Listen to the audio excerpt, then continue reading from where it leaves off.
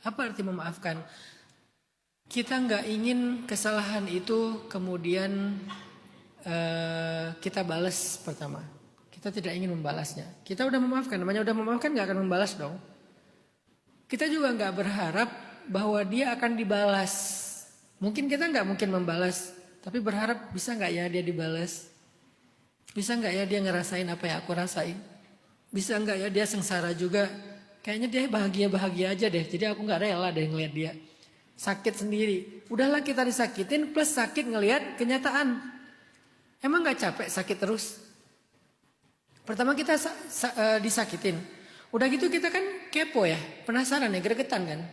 Gemes gitu, pengen lihat dia kayak gimana hidupnya sekarang. Oh ternyata dia happy, makin gemes, makin gregetan. Udahlah, unfollow aja di semua akun. Jangan di unfollow di akun pertama, tapi masih following akun kedua. Unfollow aja di semua akun, nggak usah cari tahu lagi tentang dia. Itu yang membantu kita untuk belajar memaafkan. Kalau masih kepo, masih perhatian, susah memaafkan. Kalau ngelihat dia bahagia, kita nggak rela. Ngelihat dia sengsara, kita bahagia. Kan dengki namanya, hasad. Mending kita nggak tahu apa-apa udah. Jadi belajar untuk wahjurhum hajron jamila kata Allah. Kan gitu di surat Al-Muzammil. Wasbir ala ma yaqulun. Bersabarlah atas ucapan-ucapan mereka. Caranya gimana biar bersabar, biar ikhlas?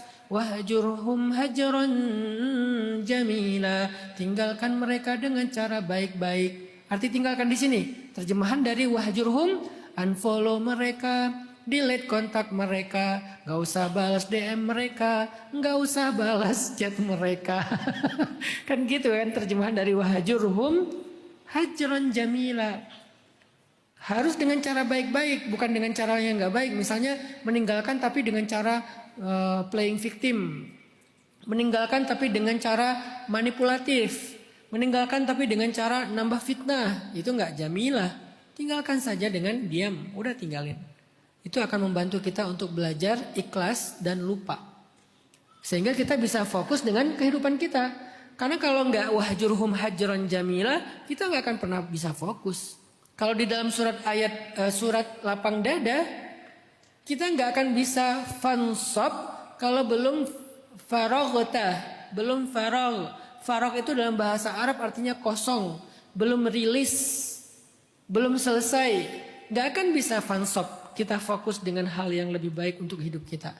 Jadi kalau mau fokus dengan masa depan kita, mengupgrade value kita, mulai membangun self esteem yang positif tentang diri kita, kita perlu belajar faragh, perlu belajar la ubali kalau kata Nabi, perlu belajar tarkuhu ma la ya'nih, meninggalkan yang enggak bermanfaat bagi kita, perlu belajar ignoring, perlu belajar skip, perlu belajar mengabaikan, enggak peduli. Itu cara membantu kita untuk ikhlas, lupa, pelan-pelan.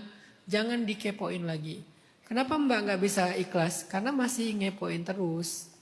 Masih cari info terus. Tapi dia dekat dengan saya Ustadz. Ya udah belajar sibuk.